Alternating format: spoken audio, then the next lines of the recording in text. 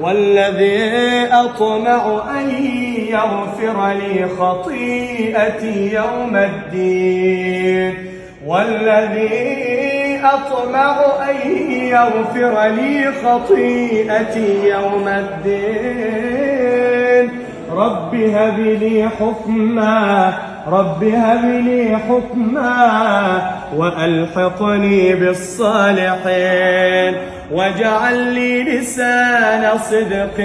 في الآخرين واجعلني من ورثة جنة النعيم واغفر لأبي إنه كان من الضالين ولا تخزني يوم يبعثون يوم لا ينفع مال ولا بنون إلا من أتى الله بقلب